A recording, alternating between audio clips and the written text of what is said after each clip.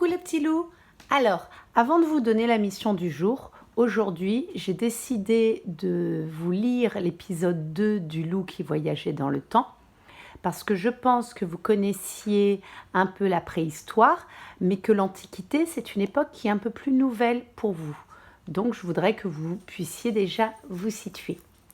Alors, on va regarder notre frise du temps. J'ai dit une frise chronologique, ça s'appelle aussi une frise du temps. Donc hier, nous avions vu qu'il y avait la préhistoire.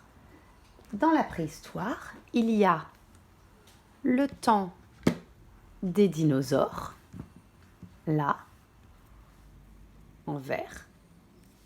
Après, longtemps après, il y a l'apparition de l'être humain. Voilà. Et aujourd'hui, Lou, dans sa machine à remonter le temps, à voyager dans le temps, est à l'époque de l'Antiquité.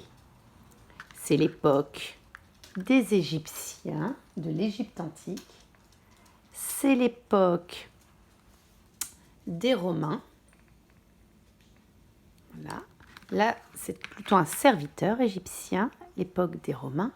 Et c'est également l'époque des Gaulois et après des Gallo-Romains. Mais ça, c'est encore une autre histoire. Donc nous avons, on va dire, le temps des dinosaures, la préhistoire, le temps des dinosaures.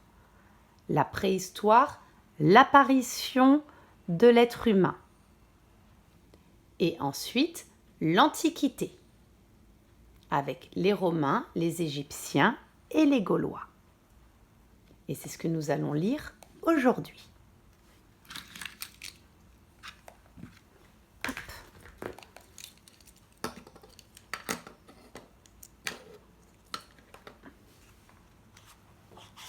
Donc, nous reprenons notre voyage. Ici, Lou était reparti dans sa machine.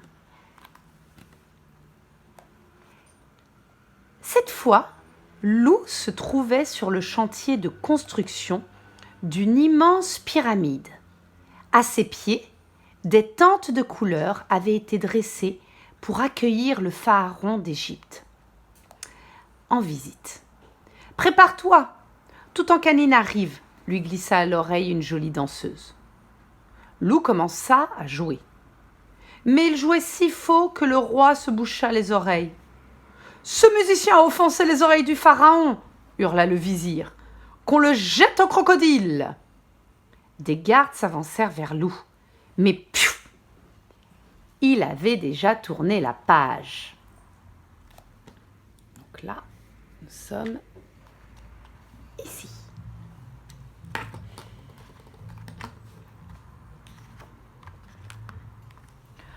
Quand Lou ouvrit les yeux, il se trouvait à Rome, sur la ligne de départ d'une course de chars.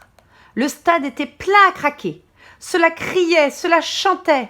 « Enfin, je vais m'amuser », se réjouit Lou. « J'adore les courses. » Au signal, les chars s'élancèrent.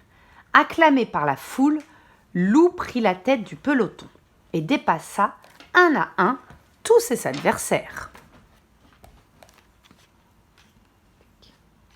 On va le mettre dans le char. Ah, regardez.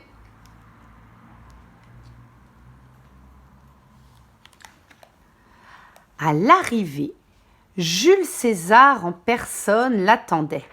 « Honneur à toi, vainqueur. Prépare-toi maintenant à affronter notre meilleur gladiateur, Marcus Gros Louisius. Si tu remportes le combat, tu seras mon nouveau champion. » « C'est gentil, mais je déteste me battre, » répondit Lou en sortant son livre. « Je suis venu, j'ai vu, et je me suis bien amusé. Merci. » Et pfiou, il disparut comme par magie, laissant César tout ébahi. Et la suite, demain. Allez, à plus tard les enfants.